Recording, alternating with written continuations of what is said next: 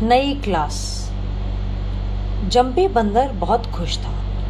उसका रिजल्ट आ चुका था। उसने अपनी कक्षा में टॉप किया था। उसे नई क्लास में जाने की बड़ी उत्सुकता थी। वह नई ड्रेस और नई किताबें भी ला चुका था। उसका दोस्त ब्लैकी भालू भी उसकी क्लास में था।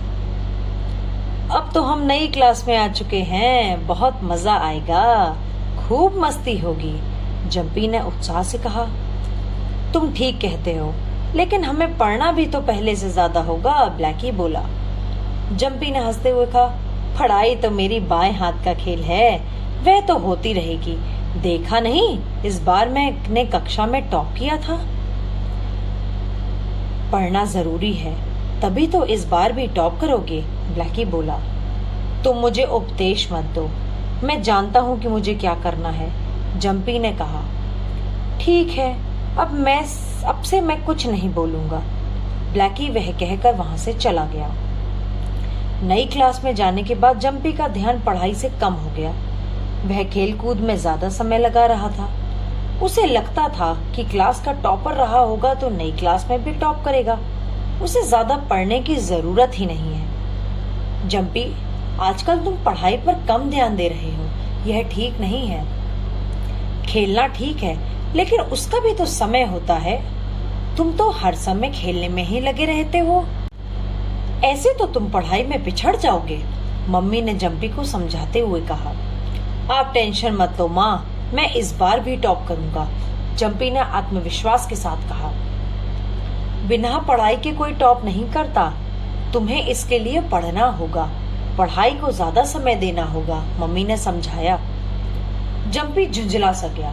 उसने कहा, जब मेरे एग्जाम्स होंगे मैं उस समय पढ़ लूंगा, अभी मुझे खेलने जाना है। धीरे धीरे वह पढ़ाई में पिछलने लगा। देखते ही देखते मंथली टेस्ट आ गए।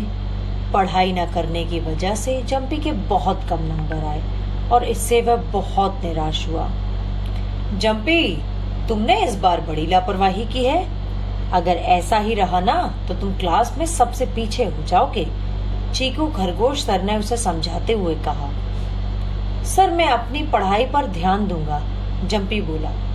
लेकिन कुछ दिन बाद फिर वही। जंपी सब कुछ भूल गया। उसे खेलने से फुर्सत ही नहीं मिलती थी।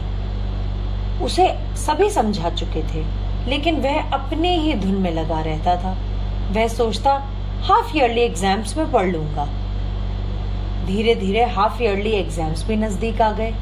जंपी की कोई तैयारी नहीं थी। अब तो उसे सब्जेक्ट पास करने के भी लाले पड़ रहे थे।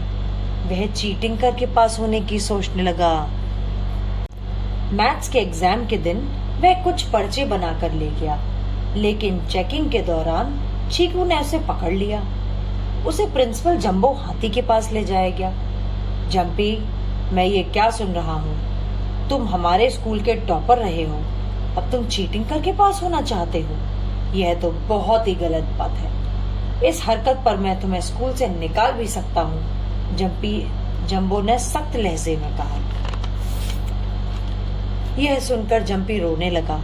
उसकी आंखों से आंसू बहने लगे। उसने सर से माफी मांगते हुए कहा, मुझसे बहुत बड़ी गलती हो गई है सर, अब मैं ऐसा कभी नहीं करूंगा।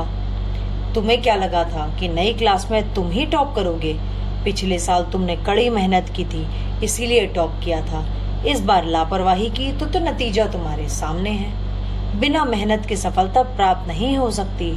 अति आत्मविश्वास घातक होता है। हमें अपने बड़ों और पेरेंट्स की बातों को अनसुना नहीं करना चाहिए।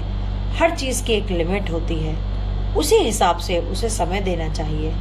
अगर तुमने हर दिन कुछ पढ़ा होता तो आज वह नौबत नहीं आती, जंबो ने उसे समझाया।